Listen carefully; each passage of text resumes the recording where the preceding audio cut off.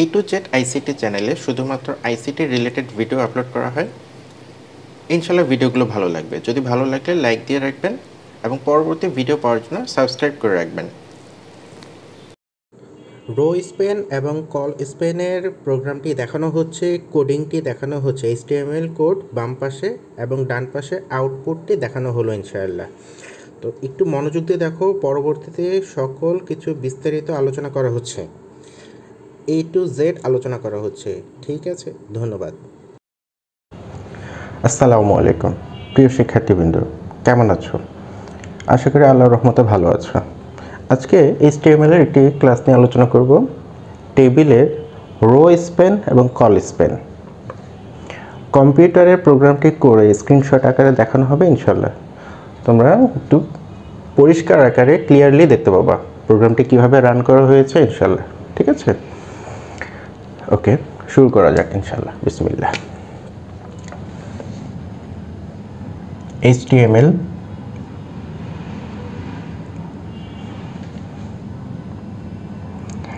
HTML tag দিয়ে শুরু হবে, তারপর কি হেড,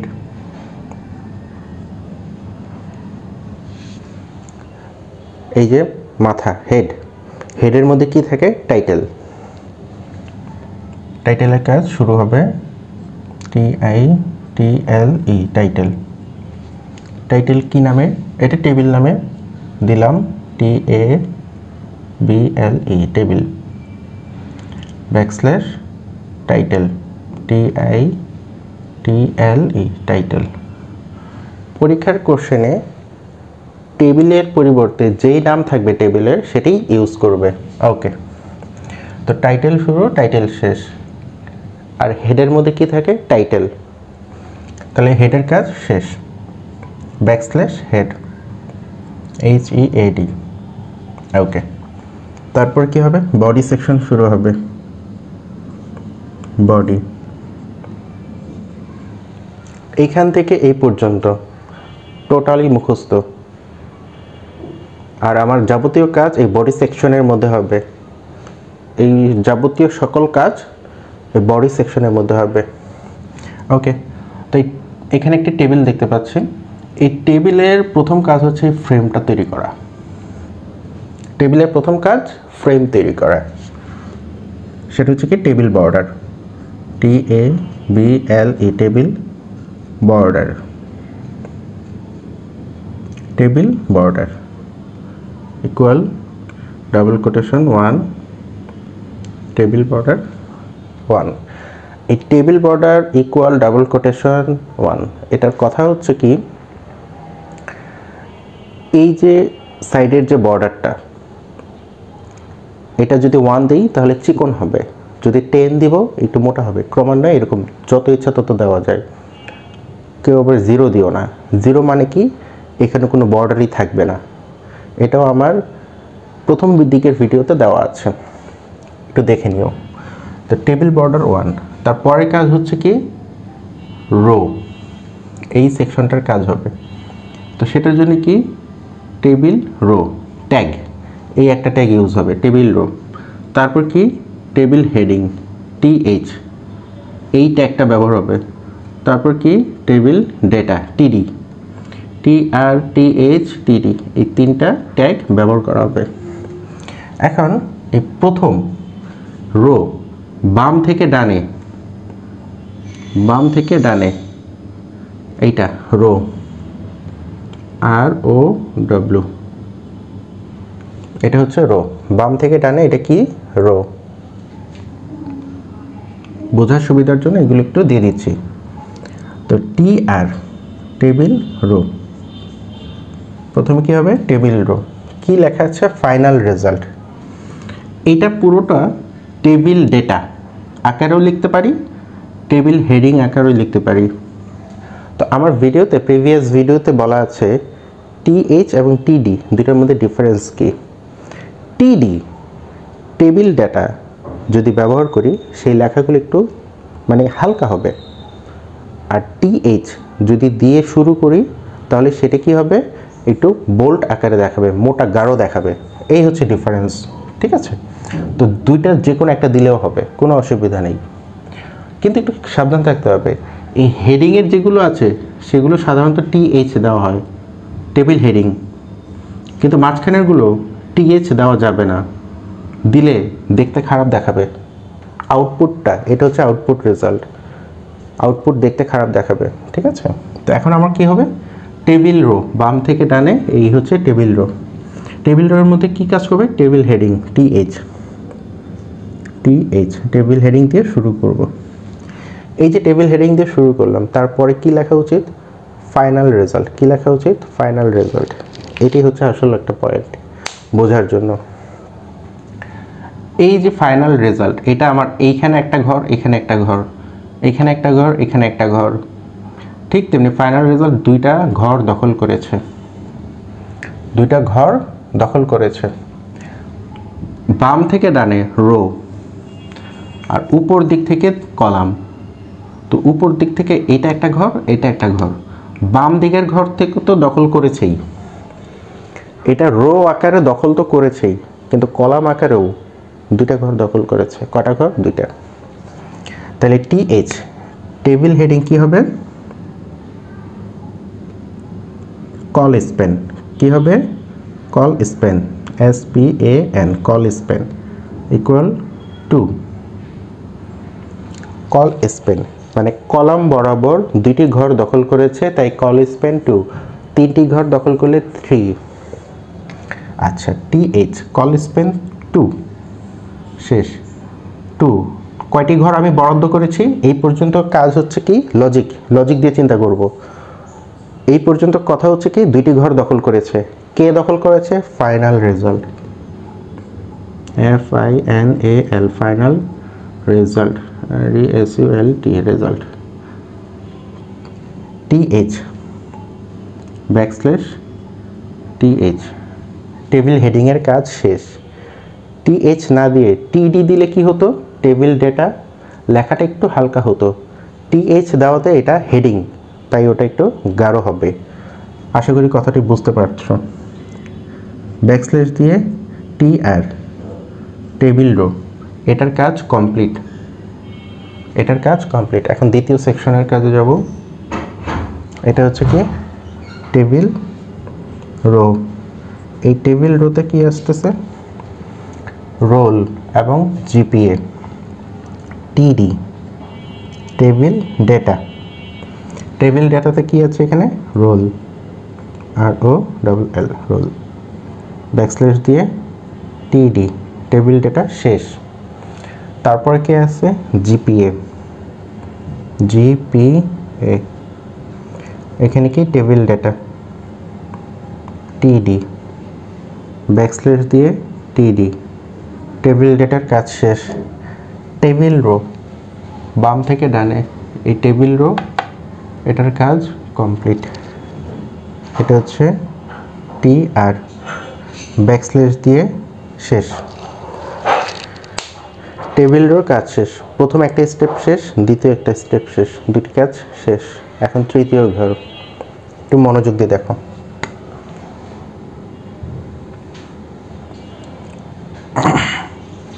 টেবিল রো,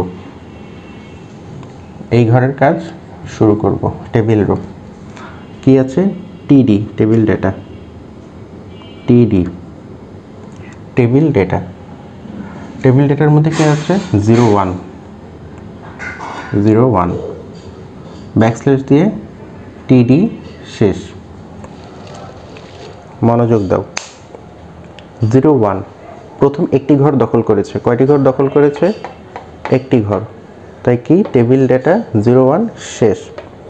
তারপরে কে আছে, আরেকটি ঘর 4.50, তাহলে কি লেখা উচিত ছিল, 4.50 TD, কিন্তু না, ও উপরের একটি ঘর দখল করেছে, নিচের একটি ঘর দখল করেছে, এবং সেটি কোন বরাবর, রো বরাবর, বাম থেকে ডানে এই ঘর বরাবর দখল করেছে। কলাম তো দখল করেছেই, সেটি তার বরাদ্দ ছিল, কলাম তার বরাদ্দ ছিল। অতিরিক্ত কি দখল করেছে, রো। অতিরিক্ত কোনটি দখল করেছে, নিচের রো দখল করেছে।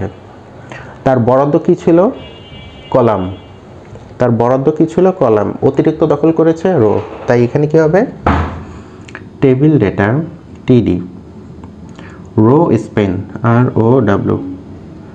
ROWSPAN রো স্প্যান সমান সমান 2।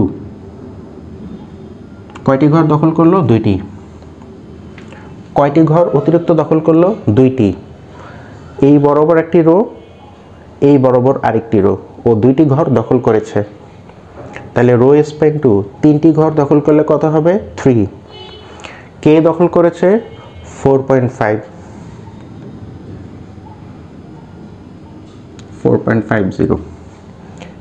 এই কাজটি শেষ, তাই কি হবে? \td টেবিল ডাটা শেষ। টেবিল রো এটিও কাজ শেষ, tr টেবিল রো, তার মানে এই কাজটিও কমপ্লিট।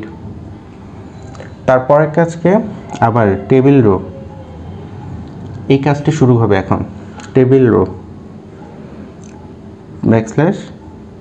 দিয়ে টেবিল ডাটা। তো এখন টেবিল ডাটা শুরু করতেছি। টেবিল ডাটা কি হবে? 02 কত আছে? 02। টেবিল ডাটা শেষ করে দিলাম। তো 02 কাজ শেষ। এখানে আর কোনো কাজ আছে? এটা ব্ল্যাঙ্ক। এই ঘরটা কে দখল করেছে? 4.50। কে দখল করেছে? 4.50, যেটা কিনা আগে ডিক্লেয়ার করা হয়ে গেছে। এটা নিয়ে আর কোনো কথা নাই, এটা আগে ডিক্লেয়ার করা হয়ে গেছে, তার মানে এটা শেষ। তার মানে টেবিল রো এই কাজটিও আমার শেষ, এই ঘরের কাজ শেষ, টেবিল রো এর কাজ শেষ। তারপরে কি? আমার এই টেবিল নিয়ে আর কোনো কথা নাই, কাজ নাই, 100% কমপ্লিট। তাহলে কমপ্লিট হলে কি লাগবে?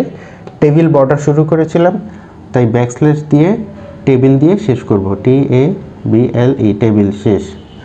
তারপর কে বডি শুরু করেছিলাম, শেষ হয়নি, শেষ করব, ব্যাকস্ল্যাশ দিয়ে বডি। তারপর কে HTML দিয়ে শেষ করব, HTML শেষ।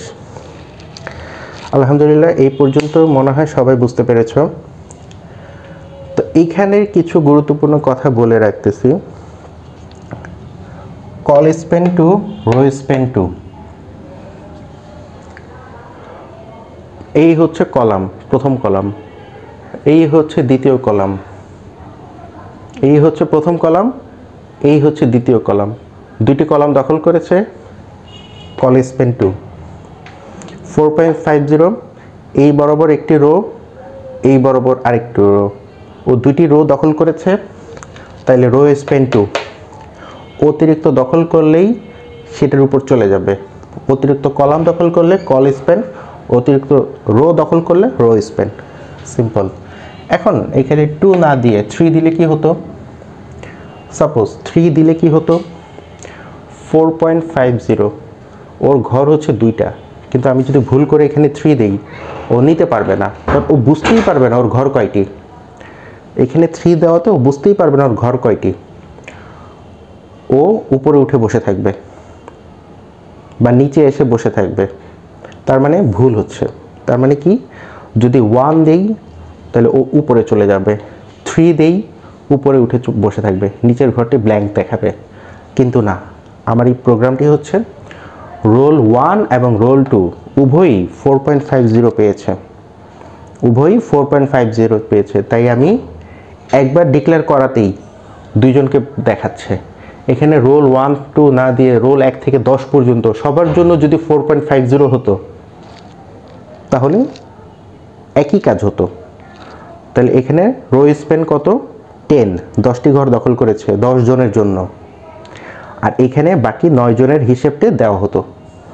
এখানে প্রথমে একজন, বাকি 9 জনের হিসাব নিচে চলে যেত। এই কাজটি করার কারণ কি? এই কাজটি করার কারণ হচ্ছে একসাথে অনেকজনকে মেনশন করা যায়। আমি প্রত্যেকের আলাদা আলাদা করে 4.50 লেখা দরকার নেই। রোল 1 থেকে 10 পর্যন্ত সবাই 4.50 পেয়েছে। আর বর্তমানে যেই চিত্রটি দেখতেছো, রোল 1 এবং 2 এরা দুইজন 4.50 পেয়েছে। এইটি হচ্ছে আসল কথা। তো দুইজনকে একসাথে ছোট আকারে কিভাবে প্রকাশ করা হলো, এটা এরকম ছোট ছোট ইফেক্টিভ প্রোগ্রামগুলো পরীক্ষায় আসে, তোমরা একটু মনোযোগ দিয়ে করবা, খাতা কলমে প্র্যাকটিস করবে, ইনশাআল্লাহ অসুবিধা নেই, খুব সহজ হয়ে যাবে। আমার এই ভিডিওটি যদি ভালো লাগে তোমার পরিচিত বন্ধুদের মধ্যে যারা আইসিটি শিখতে চাচ্ছে তাদেরকে শেয়ার করতে পারো, ইনশাআল্লাহ উপকার হবে। আর আমার জন্য দোয়া করবা, আমিও তোমাদের জন্য দোয়া করবো ইনশাআল্লাহ। ভালো থেকো সবাই, আজকে এই পর্যন্তই, আল্লাহ হাফেজ, আসসালামু আলাইকুম।